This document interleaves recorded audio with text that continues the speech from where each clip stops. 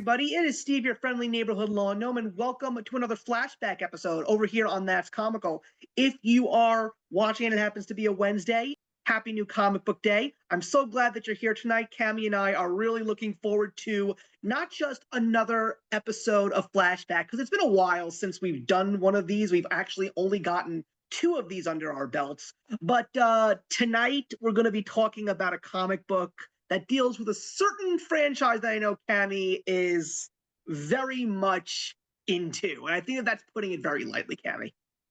Very lightly. Hi, Steve. I'm so excited to finally be talking about the series that I am going to take full credit that you are reading. You're right. You're right. Honestly. No, so if anyone is curious what we're talking about tonight, it is the Saturday morning adventures of the Teenage Mutant Ninja Turtles. And you guys know I have talked about the Turtles with Steve, but many times here on this channel. I'm a huge Turtle fan and have been since 1987. And the Turtles have just always been a big part of my life. And I remember having mentioned the series, and Steve, you were like, no, you know what? It just doesn't interest me. So what is it about this one, Steve, that just didn't captivate you right off the jump? Well, it's a couple of things. Well, first of all, thanks for really segueing into this. I mean, look, the fact that I didn't get on the bandwagon on this one so quickly, just because of the fact that Turtle Mania has exploded once again, but in a way that a lot of people aren't aware of. And that's really in the pages of comic books. Because if you really think about it, outside of Teenage Mutant Ninja Turtles Mutant Mayhem, the 2023 film, there hasn't really been much of the Turtles circulating in all their forms of media. But a certain little comic book dropped within that time frame, and it was called The Last Ronin. And you all know that Cammie and I adore that book. And we are also looking forward to discussing more of The Last Ronin tale in the coming months because of the big announcement that the 3rd installment is coming very soon. But it started with the free comic book day book of 2022.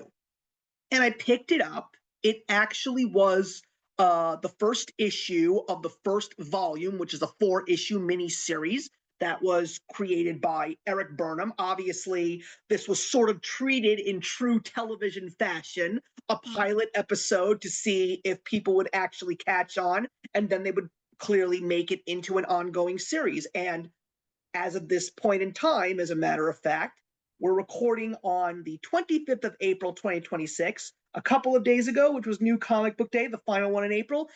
Teenage Mutant Ninja Turtles Saturday Morning Adventures, issue 36, hit the stands. So clearly, not only was it picked up by IDW, it clearly has done something because it's still here and it's still going very strong. I will actually say, and I'm sorry for the ramble, but I will say that issue number 36 was one of the funniest, one of the best issues of the series thus far. So, yeah, I read the free comic book day book. Did I think it was awful? No. But after reading it, I just didn't feel the eagerness to go out and pick up a series if it was coming out. Though, interestingly enough, we have to recall when this one came out. And this one came out in November of 2022. October of 2022, and it ran through January of 23. This is one of the few ones that I can actually correct you and be right. Yeah, but you see, I correct you. I don't do it on camera, though. That's... I'm kidding. Sorry, guys. He still reigns king of comics, okay? Oh, no. Not king of comics. No way. Anyway. So, yes, like you said, in October of 2022, and this was before the nostalgia bug really hit me in the pages of comics, because there was no Energon universe yet. There was no Dynamite Entertainment explosion of nostalgic property titles. It was just this one.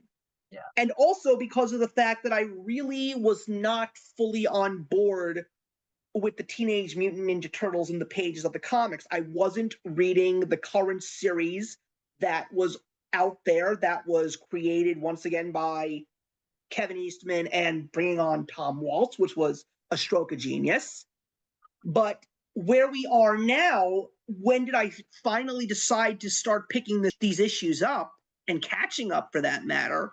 It really was when the nostalgia bug was all over me and like really like getting me practically bedridden and like needing an antibiotic at that point in time. Because I was reading Thundercats, G.I. Joe, Silverhawks, Speed Racer hadn't even come out yet, but there were so many nostalgic titles that I was so invested in.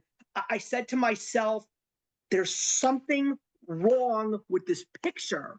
And it's the fact that Ninja Turtles is not in my lexicon here. And that was also when I was already reading Jason Aaron's run of Ninja Turtles, which is now continuing on without him and really, really strong. Crazy to believe that we're hitting issue 300 legacy-wise of Ninja Turtles based on the original Mirage 84 Eastman Laird comic, which is quite impressive. That's going to be a big celebration this summer, along with the 1100th issue of Action Comics. I cannot believe that. But yeah, that's my story. I guess I just wasn't in the right headspace yet. But now I'm very much in that headspace, and I'm glad to say that I caught up, and now Saturday Morning Adventures is on my monthly pull list, and I have no buyer's remorse at this point. Good. And that's fair. I mean, for me, it's always Turtles all the time. There's no question. My comic book store owner knows, just set it aside, pull it. If TMNT is in the title, I'll read it. I might not continue on, but I don't honestly think there's been any spin-off series in the last 3 years that I have said no to and haven't carried through. I've read Jason Aaron. Obviously, we've done all of the Ronin series. I've done Ninja Turtles versus Godzilla and Naruto. And you read Turtles of Grayskull, I'm guessing? Grayskull. There was Stranger Things. I mean, I've done the gambit of Ninja Turtles, but there was just something so incredibly special about Saturday Morning Adventures when it came out that, I mean, I was immediately hooked from issue 1. It was different than anything I had touched turtle-wise in so long. And it really, for me, felt like the staple of Saturday morning cartoons, what it felt like to sit down and watch a Saturday morning episode, something that for me was just very well written. It was, I could hear the voices of all the cast of characters immediately in my head. It was funny, it was witty. There was a little, witty joke, somewhere in there, usually, of course, by Michelangelo, but the dynamic between the brothers was just spot on. I mean, the writing in this is absolutely brilliant. If you are a fan of the original cartoon, this is the series for you. And if you're, like Steve was and not sure, start with the original 4 issues, the October of 22 through January of 23. And I promise you, you'll be hooked. There's something fun and something witty about every issue. None of them really correlate. You don't have to read one in order to read all 4, which is really great, which again gives me that cartoon feel.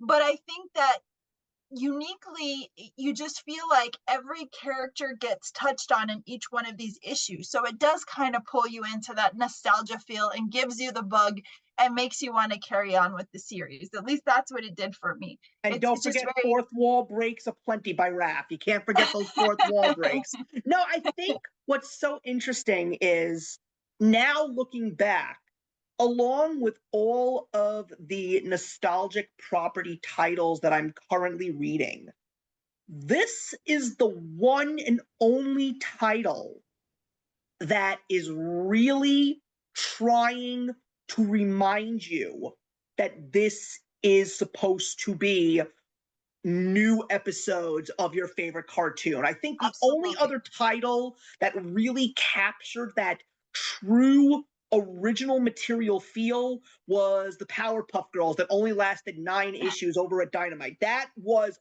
every single issue was a Powerpuff Girls episode I wish I could have watched on TV. But no, Eric Burnham is still to this day on a very serious mission, and that was, he loves the Ninja Turtles. He knows you love the Ninja Turtles, meaning all the people who are reading it.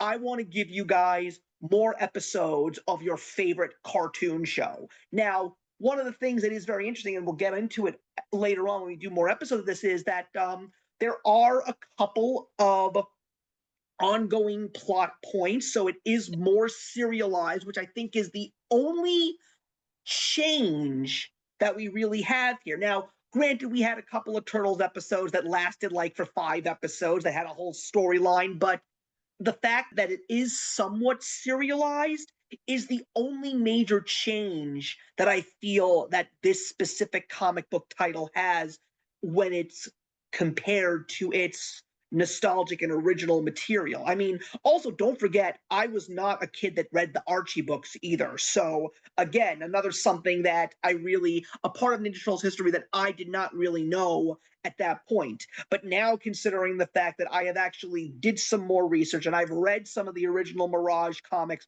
and I read the second volume from Jim Lawson, which is really, really great. I really love those 13 issues. It's just a lot. This book is special. I think that it is so special, and you know how I get so excited when an issue of GI Joe comes out, just because I know how much I love that book. But when an issue of Saturday Morning Adventures comes out, I'm just like, I am not only excited to have a really fun time, but I am hoping that that book is going to shatter my expectations and become my #1 read of the week. Because when issue 32 came out, that was one of the, I had numerous belly laughs from that single issue. It was so wonderful, and it just featured Raph and Casey Jones on, and it was a Christmas episode, so it was a turtle Christmas fun. I couldn't get over how amazing that issue was, and it was the very first time that it ended up being my #1 pick of the week. Well, this week was the second time that Saturday Morning Adventures hit pick of the week, because it was just so zany and out there, and I had so much fun. So, like I said, Eric Burnham's on a mission. He's really trying to capture that nostalgia, but still give us so many wonderful, brand new original stories. And I'm really excited to, not necessarily in the same way that we do Ice Cream Man, but I am really excited to go into these volumes and story arcs and just like talk about them and just gush over how great they are. And I think one of the things that I love too, keeping in tune with feeling like a visual episode for me is the coloring. I think Oh, a yeah. lot of effort needs to be said to the colorist of this not even just this particular first series, because I mean it does continue on, but I think these four, they're extra special for me because not only are you revisiting the Saturday morning cartoon feel, but like your first issue is video game centric, and it's very nostalgic video game centric, and you have just like the right visual words. You have, I don't know, there was just so much heart that went into this. And then, each issue, as you kind of dive in, you get a different character. So we visit the original cast of characters that we love so much. We have Shredder, we get Krang, we get Bebop and Rocksteady. We get the gambit of everybody that you love, regardless of where you started your turtle journey. And so I think that's why these first 4 issues especially stand out to me, because they kick it off, they get you excited again. You want to revisit the cartoon all over again, but they are standalone specials, and they are funny and they're witty, they're colorful, they're whimsical. There's just something to be had about these first 4 issues that are super standout to me. Of course, I've carried on in the series, but I just think that that's something that has always stood out for me, and I always think back to how it started. And let me just piggyback quickly on something that you said. Outside of Eric Burnham being the one of the mainstays on the book, the other mainstay on the book is the colorist, and that's Sarah Meyer. Even though we've had a different penciler come from time to time, I will still give every single one of the pencilers that's been on this book credit for trying to be as accurate when it comes to illustrating those classic cartoon images. But Sarah Meyer has been on this book since the very beginning, and her colors just pop. She makes it just like that cartoon. Eric Burnham makes you feel like you're watching it, but Sarah Meyer makes you really see it. Like she wants you to really read these issues and just imagine that you're not reading a comic. You are actually sitting on your couch with a bowl of cereal in your pajamas on a Saturday morning watching a Ninja Turtles episode. That's why Sarah Meyer, I'm so glad she's still on the book to today. Agreed. Yeah, she actually had really great cover art for issue number 3. It was probably my favorite cover, and I'm really sad I didn't get a copy of it because it really depicted, the original feel of when April O'Neil is like on assignment, and she's with the turtles, and you get this kind of 80s vibe in the background. So yeah, she's exceptional, and I'm so glad that you mentioned her by name because the I had coloring, to. the vividness of these images, it truly feels like you are seeing an episode on these pages. So yeah, Yeah. incredible artwork across. So I gotta say, the first issue of the first volume is definitely my favorite run. I mean, first of all, you take a look at the cover, you're gonna get sold this bill of goods. You're gonna see all of these characters because you get Shredder, you get Bebop and Rocksteady, but then you see characters like Toka and Razor, and you see Yeah. Ground Chuck and Dirtbag. So yes, you're really sold a bill of goods in one of the best ways possible because the first issue, it's real nostalgia overload because it's not just bringing you a true feeling of that classic cartoon, but they rope in so much more Turtles popular culture, particularly reminding us how much we loved those video games. And when we Yeah. take a look at them getting sucked into what Donatello is claiming to be a training exercise, and then the system goes haywire, and then they turn out to be in, just like so many cartoon episodes from so many other cartoons when you're trapped in a video game. I mean, like, please, Captain N, the Game Master, anybody. I mean, it's just like we're seeing them attacking game characters, and it's a matter of life and death. And I just love that not only are there things that harken back to all video games of the past, even video game lingo, but there are some of those shots in the book where you actually are reminded of original video games because the turtles get separated and they each have their own tasks to fight. And I just remember when they show Leonardo's story, he's literally in Tournament Fighters, which I thought was such, because something, that game came out at a time when the Turtles were not so popular. I mean, people thought I was weird for actually picking up that game for my Sega Genesis when there were so many other great Sega Genesis games I could have picked up. But I went for that one because I just still loved the Turtles. And, capitalizing on the Street Fighter, Mortal Kombat era, it was just cool to see them say, yes, remember this? It exists, and we're gonna be happy that we remember that it does. And again, though, it just goes to show you the immaculate detail that went into the writing of this because it was really written for the true turtle fan. Whether you were in it from the beginning or if you are a true prodigy of the 80s and a gamer of the 90s, you remember these things. And it was just, yeah, there's little subtle nuggets of how this particular issue is laid out that's just genius. Yeah, and you can't have a video game issue without Tempestra. And I have to be honest with you, I do not remember the episode that she's in. It's been such a long time. It's been a minute, yeah. There's some of the well, actually, there's like a whole boss scene where they bring out a ton of villains, and Yep. yeah, there's some of them that I had completely forgot about.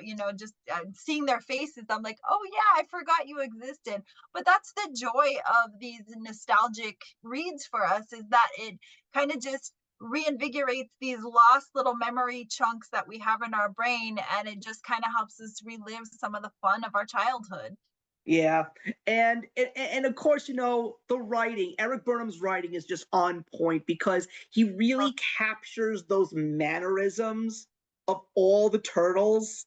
I mean, you know, I love the movie Batman versus Teenage Mutant Ninja Turtles. They don't quite get it right, but they do get those nostalgic points because I'm pretty sure this was also one of those books where Donatello is reminded that he's the one that does machines and none of the others know what's going on and how to do it. I kind of love the fact that they do that. Well, and I think that's what makes this writing so great is that you do kind of, if you recall when we were watching cartoons in the 80s, there was always a message, right? It was like a Yep. take home message, some kind of back to school, after school special kind of message that you got. But then there was always a joke. There was, this little pun at the end that it kind of left you with, or those moments where they just stop and look at the screen and you're like, oh my God, are they looking at me? That happens in issue number 3, and I lost it when that happened. But No, and and oh, and and the last moment of the episode of this specific, I call it an episode. The last page of the first issue is true cartoon because April comes that's to it. visit, brings pizza, and love that they make a box to remind us of Super Mario Brothers 3 because Yes, that was the big Nintendo game when the Turtles came out. And when you get to the end of that last word on that page, you hear that goofy version of this theme song. Fade to black. Let's see the end credits. See you in the next episode. I thought that ending was perfect. and that's Absolutely perfect. that's exactly what I mean. It left you feeling satisfied. April would totally do something like that. Very innocent gesture. She thinks she's doing something fun for the turtles, and they're like, "Listen, we just got out of a video game. We'll just put a pin in that." Yeah, but she doesn't know that. That's the best No, part. and that's again, yeah, that's the beauty of it, because that's how the cartoons went too. So yeah, it ended perfectly. I loved it. Let's talk about issue number 2. So we have Yeah. a boss villain in this one, and it's fun because it's centered around music, and we get to see Krang, and I love Krang. He's such a great villain. I don't know what are you. Can I just tell you something really funny about I Yeah, might have actually said this when we talked about Turtles Forever, but I'd like to do it again because it's just one of my personal favorite turtle moment. I just remember when I was watching that movie with one of my really good friends, and my friend had a couple of drinks in him. And all of a sudden, Krang comes up on the screen for the first time and he screams out, "Holy crap, it's Truman Capote!" Like, I just thought that was one of the funniest things I ever heard in my life. But, you know, I wanted to also let you know that for me personally, issues number 2 and 3 are not really my favorites, but there are some things that are true turtle fandom that are here. The fact that we have a rock warrior that comes from Dimension X and decides that he doesn't want to be a warrior, he wants to be a musician, and he's obsessed with hair metal and all that stuff. That is clear homage to the Turtles coming out of their shell tour. We have to remember that too. We have yeah. to remember that hair metal music was a Turtle staple in Turtle Mania's heydays in the early 90s. We have to remember that. Even though, and I think there are a couple of nuggets that are placed in there because I think there is a point in time where the Turtles are playing instruments.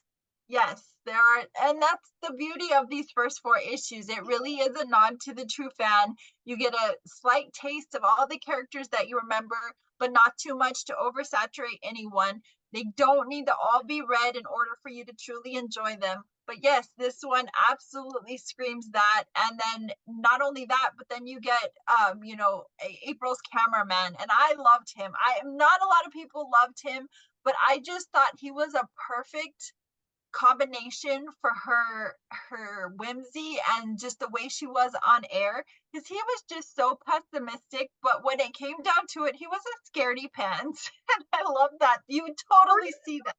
Yes, Such a wimp, but he was a such a wimp. lovable wimp. That's one of the other things that I'm Absolutely. so glad about. Like, they really want to make sure that they get everybody in. As we continue on, you're gonna see the entire Channel 6 crew numerous times. You can't just have April. You gotta have them all. There's just something about Vernon though that he's just, I don't know, he's such a pessimist. He always has an opinion, but then it comes down to it and he's just like, oh, I didn't say that, let me hide behind April. Mm-hmm. So yeah, this for me was a fun issue. I did like it because again, we had all those little Easter eggs. For the true fan, you had music, which was really cool, and you got to see that side of Michelangelo too, which I think sometimes people forget what a good music lover he is. He loves pizza, but he equally loves music too, and I think that was really fun to kind of see him in his rap gear, with the backwards hat and everything. It totally took me back to the 80s. But again, it felt like that after school special feeling when this episode ended, or I'm calling them episodes. That's really what they are. I'm When this pretty sure that if we ended, ever got the opportunity to meet Eric Burnham, I wouldn't be surprised if he even calls each issue an episode. I wouldn't doubt it, honestly. I think anyone who is truly reading this series is probably feeling that way because every single issue I've opened, I'm hearing the voices. I'm feeling like I'm sucked into that, 26 minutes of television time, it's just they're really fantastic. So this one I also, still cannot believe that these guys are all going to be at one of my local Comic Cons this summer. I mean, I wish I could meet them all, but now that I found out that Maurice LaMarche is actually going to be there too, so the fact that I get to meet Pinky and the Brain would be like a dream come true for me. But no, knowing that Cam Clark and all those other guys are going to be there, it's just so wonderful to know that they're all still here with us and they're all mm, still like very much nostalgic for these properties too. I mean, when Rob Paulson gets the opportunity to voice Raph, you can tell how excited he is to voice that character again. yeah, yeah, I he's really, I got a really would want to ask him if I had the opportunity how he felt about after all the years of voicing Raph that when he was asked to come back to another cartoon, he had to voice a different turtle. Like, how did he feel about literally having to change his whole persona for a brand new turtle show? I'm pretty sure for him it was just another day at the office. He's For had sure. such an incredible voice history, and it doesn't matter. I wouldn't think to him what he's voicing. He's a part of children's histories, For sure. our memory banks, and there's just so many classic characters that he is the voice of for us, and I love that about him. Yeah, absolutely. Yeah, so there is definitely some good stuff to love in this second issue for sure, but it's just not one of my personal favorites. The third, oh, but there is something we haven't mentioned. I love the fact that we now have a character named Professor MacGuffin. You know, we need to give them something to chase after. So let's go to Professor MacGuffin, and he's going to give us something to look for that may end up having no relevancy to the story whatsoever. I think that that is such a brilliant play on words.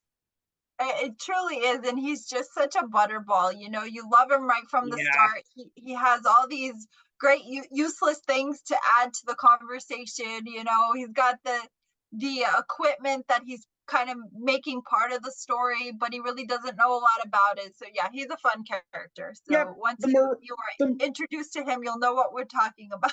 Yep, the Mirage Turtles, they have Professor Honeycutt, aka Fugitoid. These turtles have Professor MacGuffin.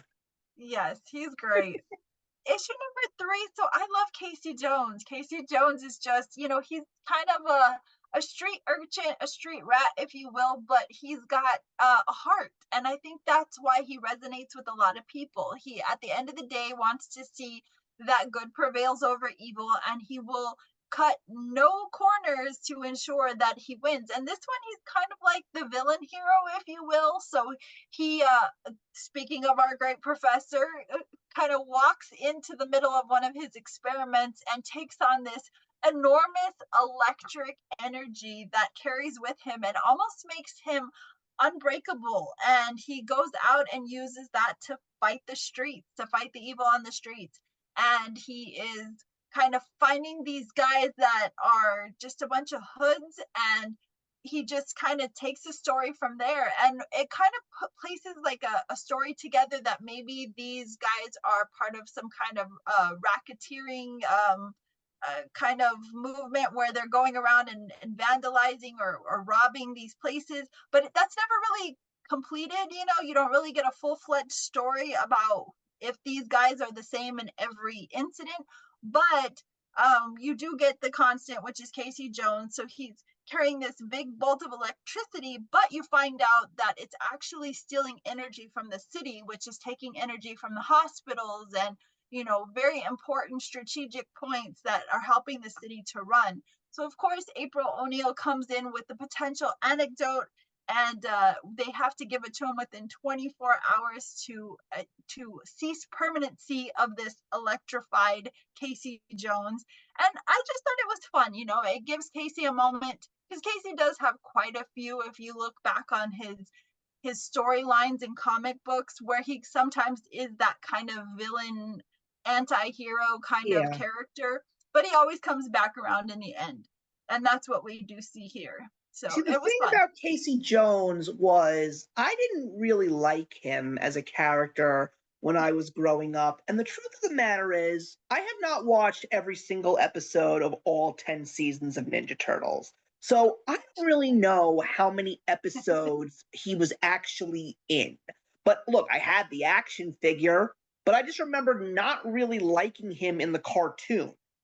He grew on me when I saw him portrayed by Elias Koteas in the 1990 live action film. And that was when I started learning more about my Turtles history and finding out how much of a predominant figure Casey is in Turtle lore. He's a major character in the comic books. He's a major character in future Turtles cartoons. He was always there in the 2003 cartoon. He was always there in the 2012 cartoon. He has a big role to play, voiced by Chris Evans in the 2007 CGI film, another Turtles property that is so overlooked. More people need to see that brilliant Image Eye CGI film. It is such a great Turtles movie. I highly recommend it, but I understand why he is a big role and why he is a fan favorite and why he's a playable character in so many video games of Turtles. But in the cartoon, I never really cared for him. And I think it's just because of the fact that all the reasons why I love Casey Jones are not in the Casey Jones cartoon character. He seems like a brainless maniac that just wants to bash somebody's head in. That's the cartoon version of Casey Jones from the classic cartoon to me. So Casey Jones really didn't get his his personality until he hit the comic books, because to answer your question, he's actually only appeared in 5 episodes of the original that actually started in season 3. So he had an appearance in season 3, 4, 5, and 6. I remember the very first episode that he was in because I distinctly remember Donatello talking about how they need to stop him because he knows all these things, and then Raph says, "So you basically mean they're going to think he's us?" and then I remember the episode when he was brainwashed by Octopus Inc. Yeah. I don't forget something like Octopus Inc., which is such a crazy wordplay now knowing as an adult, Octopus Inc. Yeah. Because that's their defense mechanism. That's hilarious. But okay, so that's a healthy thing for me to know. So thank you for that. Yeah, he didn't have a lot of play in the cartoon, and I think that was intentional. I think much like I alluded to in the issue number 3 that we read here for this series, his appearance was always intentional in terms of the plot line, the storyline, but I think it was to be kind of that anti-hero. He had the muscle, he had the stick, he had some kind of grunt to offer the turtles, but I mean, he was never brain, he was brawn, and I think that anytime he came in, he did what he was supposed to do and he left. It wasn't until later, when he was introduced more into the comic book realm, that he had kind of, the love affair with April O'Neil, and he became kind of more, I think, a fan favorite in that, because we watched that develop, and obviously that rolled into Ronin as well for us. But I like him. I don't think he's an unlikable character. I don't know if it was maybe the mask that did it for me. I thought that was super cool growing up, but he was just one of those characters, yes, in most cases was very forgettable, but if you remember certain episodes, like you just mentioned and alluded to, if he was part of that, you definitely remember his role in it. So Yeah. again, issue number 3 isn't the best of the 4, but it certainly was a good solid story, and I think that for me was the takeaway in these first 4 issues is I didn't read a bad story in any of them. No, that I'm going to agree with you there. Not all of these stories are perfect, but none of them are bad. And I think what's really interesting about this third issue is the fact that maybe this is Eric Burnham basically saying, I want to take all the elements of Casey Jones that all the fans love and finally give it to him in this cartoon version. Because yes, we get a little bit more depth to him, like because of the fact that he knows when he finds out what is actually happening and what he's actually doing when he receives these powers, he still doesn't want to get rid of them because he believes he's doing good. He knows that he is Well, unstoppable and he can get all the crime that needs to be taken out. So he doesn't seem to realize that he's trying to block out the bigger picture of the right. current situation. And at the end of the day, the other situation basically makes him give it up against his will. So I stand to reason with my statement that he is definitely brawn over brain, constantly, end over end. So issue number 4 Oh, is where we conclude our first part, and that is I love the title because, of course, it gives you feeling Big Trouble in Little China, but it's Big Trouble in Master Splinter.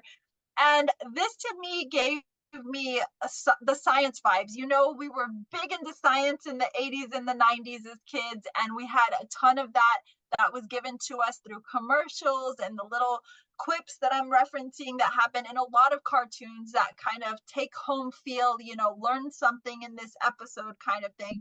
And that was intentional too. In order for cartoons to become what they did, we did have to have educational messages put into our cartoons to have them run on syndicated television times. So that was intentional placement. But this one felt, you know, very science like. So we're traveling in the turtle van into Master Splinter, who has taken on some kind of virus that entails the mousers, and we love the mousers, they're fun. yeah. I mean, I love the fact that Eric Burnham brought the mouse. Yeah, this is basically the Turtles in the. I gotta make sure that I get the date right. You mentioned science fiction in the 80s, Yeah. and this is without a doubt a total ripoff of a movie from the 80s that deals with this exact same idea. Yeah, hold on. I just got it.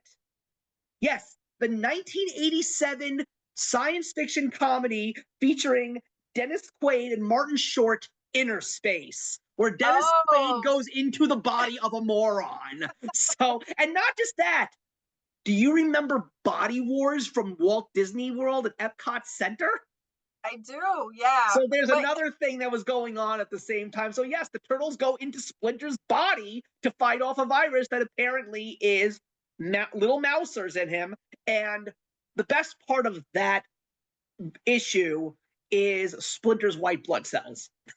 oh my god, I love everything about this. But you know, it's funny that you mentioned all that nostalgia. That totally went over my head because that just shows you how juvenile I read this.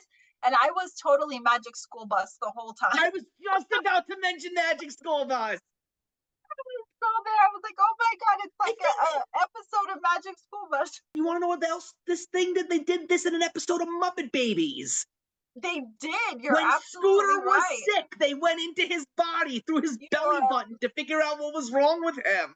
yes, It was a reoccurring thing that happened in the 80s. and that was what was so great about our cartoons, is that you could literally be a fan of any type of cartoon, whether it be, you know, Ninja Turtles, My Little Pony, Gem and the Holograms, and you were gonna see some kind of similarity in the messages that we received. So yeah, I'm so glad that you brought that up, because Well, that it's was also like just core because of the memory. fact. It's also just because of the fact, and let's all be realistic here. And, you know, you're not going to disagree with me, but I'm going to basically die on this hill. Being a child of the 80s is the greatest thing to have ever been for anybody, especially if you were fortunate, like the two of us here tonight, to be born at the beginning of the decade and Yeah. not at the end of the decade. We were both born in 81. You were born a couple of days before MTV first aired. I was born almost a month after MTV first aired. You see, I always say to people, would you have rather been a child in the 80s or a teenager in the 80s? And I always tell them, you were better off being a kid in the 80s because you had the best cartoons, you had the best toys, you had the best. I mean, don't get me wrong. The best thing about the 80s was the entertainment industry. Outside of being heavily marketed to people from all ages, Mhm. the creativity was rambunctious. It was all over the place. The ideas that were turned into movies, whether it was a bunch of guys trying to zap ghosts in New York City or a kid time traveling in a DeLorean, you know, the ideas that came out at that time were just so out there. No one, I would think, in a million years would have ever imagined, maybe 10 or 20 years earlier, thinking that these ideas would not only be able to become movies and television shows, but be as iconic as they became at the end. And the joy too of being a child in the 80s versus a teenager in the 80s is that we didn't have restrictions on what we watched and what we listened to. There was no, like, and I'm not saying parents didn't care. It's just, it was a different world that we lived in. Oh, it And was. so we were exposed to things that were way too old for us to really comprehend, but it was done in such a way that our parents let us watch it, i.e., Ghostbusters and all of the B-list horror movies that we're accustomed to. There was just a lot of stuff that was available on regular TV because after it hit the video store, it was on primetime TV for a Friday or Saturday night matinee as a family movie, because we did that in the 80s. We sat down with our parents on Friday or Saturday night. And then it wasn't until the 90s that we were doing Disney Sundays. So that said, I think being a kid in the 80s just holds so much more value than being a teenager because our memory bank is huge. Our toy collections are gnarly. And we just have so much fun still today because we're able to go back and revisit this. And now, this generation alpha that's so interested in our technology and our physical media that we said don't get rid of it, it's coming back like a flood, and I'm loving watching it because I'm like, I still got all my stuff. And they're talking about how great these things, and that's the other thing. It's like, even though we were kids in the 80s, eventually when we would get to the 90s and the 2000s, I mean, I will also say to people, it was great being a kid in the 80s because you got to be a teenager in the 90s, and being a teenager in the 90s was amazing. I got to admit that. But no, but of course we would all revisit all the stuff from the 80s. I mean, I love the fact that every person I meet in my life who has been like the biggest metalhead, like dark, epic metal music, the minute Toto's Africa comes on the radio, they say, "Do not touch that dial. We're listening to this song." Every metalhead loves 80s new wave music. And I love the fact that now one of the big lines in pop culture's lexicon is thanks to Bluey. This isn't the 80s, man. So true, so I true. love it. Yeah, I love it. we grew up in the greatest generation, We and really I did. mean, just to continue to be able to relive that constantly in comic books like this is so cool. And I love how they kept the cast of characters true to form. We see all of the things about each one of these turtles that we love. April O'Neil is spot on. Master Splinter is spot on. I mean, there wasn't a dull moment in these first four issues, and it was in and because of these first four issues that I said, sign me up for the whole series. However long this runs, I'm in it for the long haul. Just because I genuinely feel like I am sitting down watching a brand new episode of one of my all-time favorite cartoons. Yep, and I loved how the fourth issue ends because you knew it wasn't going to be a Classic sad Mikey. issue. It was like Mikey was left behind and he's still teeny tiny, and where does he end up? In a gigantic pizza for him. It's like everything you could ever expect to see. I love that. I mean, of course, when I see him with pizza in very awkward ways. It only brings me back to that iconic episode of Ninja Turtles, The Attack of the Killer Pizzas. That's like one of the greatest Ninja Turtles episodes ever. But, you know, when I finished reading these first 4 issues, when I was done, even though I didn't feel like all 4 of them hit on point for me, I still said to myself, I don't think I'm done here. I need to read at least one more arc. And let me just say, this was the launching pad, but once I read that first story arc of the second volume, which is now the ongoing series, I was hooked. So, Cami, I want to say, first and foremost, thank you for egging me on to read these. I had a feeling I was going to get to them once I started reading all of these nostalgic books. And it's just great to also see, considering that I've read titles like Johnny Quest and Powerpuff Girls, Blue Falcon and Dynamite, considering the fact that I've been reading a lot of these nostalgic titles that unfortunately didn't manage to get as far as some of the other titles. I mean, I even though Thundercats is over at the moment right now, 25 issues is nothing to sneeze at. But the fact that we are at almost 40 issues as of where we are right now recording this video, I am so glad that I'm reading this book, because like I said, when a new issue of Saturday Morning Adventures comes out, and I'm reading along with this one 2 other Ninja Turtles titles. I'm reading the current active volume of the classic comic Ninja Turtles, but I'm also reading TMNT Journeys, which is the reissuing of what they call the lost 4th volume of Ninja Turtles. So basically the brand new one, the one that we're in right now, the current one is volume 6. So the fact that we're now seeing volume 4 coming back for a whole new bunch of people to read, this one, when this one comes out, Saturday Morning Adventures, that's the one I get so much more excited for, because I just know that I'm going to have a good time.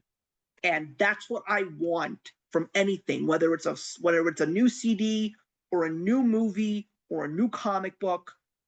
I don't want something groundbreaking. If I get something groundbreaking, God bless.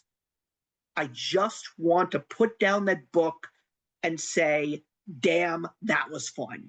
That's what I want from a comic book. And I get that every single time, for better or for worse, from Saturday Morning Adventures. That's a definite yes.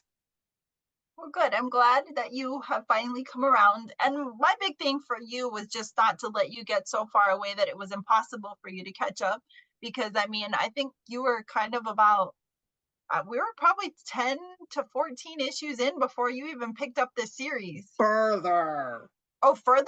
Okay, so I'm giving you some credit. The first issue that I picked up in real time was issue 22. Oh, wow. So, yeah, I definitely give you a little more credit. And that was one of my favorite issues. That was the baseball one. That's a good one. After I picked up the first 5 issues, the first story arc of the second volume.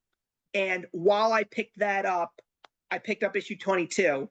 And when I put down issue 22, I was like, give me more. I need more. Good. Well, welcome to the club. And as I say, better late than never, right? Yep. This one is a lot of fun. I love talking turtles. I could talk turtles all day, but we will end it here with you all. Thank you so much for joining us. We hope that you are also partaking in Saturday Morning Adventures. If anything, pick up this first arc. The first 4 issues are fantastic. It will definitely reel you back into the nostalgia of what Saturday morning cartoons felt like for you as a kid, and maybe still as an adult, because I know I still watch a lot of nostalgic cartoons. And then hopefully, if you felt like Steve and I did, it will definitely continue the journey on for you, and you can join us and what will be a continuation for us, because this is not the last time that we're going to talk about this series. We will definitely be revisiting as we re-enter part 2, as they say, to the Saturday Morning Adventures, and has taken us through some of those issues that we were just referencing. So again, thank you so much for joining us. We love to talk to you in the comments. So, chat with us, ask us some questions, Yes. tell us what your favorite parts were, tell us what you're liking, not liking about the series. And we can't wait to talk to you again. Steve, thanks for joining me. Thanks for making this happen. It was fun talking turtles tonight. Absolutely. And before we go, very, very important. This is a public service announcement. It's the 80s. It's a public service announcement. Tonight that we're recording this video, I want to date stamp this. This is April 25th, 2026. It's a Saturday. 1 week from today is May 2nd, 2026. It's Free Comic Book Day. Go to your local shops, go get your free books, but give your stores some support and buy a couple of things. Go find a couple of Saturday Morning Adventure issues or volumes and give your comic book store some business while you get your free books on Free Comic Book Day and enjoy that day. It's a great day across the country when it's Free Comic Book Day. So Cami, yes, sorry for that extra thing, but it was very important that we do No, that. that's vital.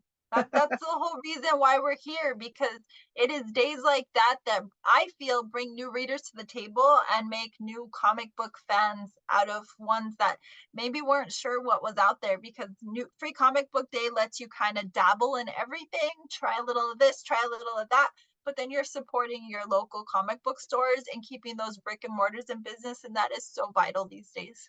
Absolutely. Thank you very much for watching, everybody. We will see you in the next one. Bye.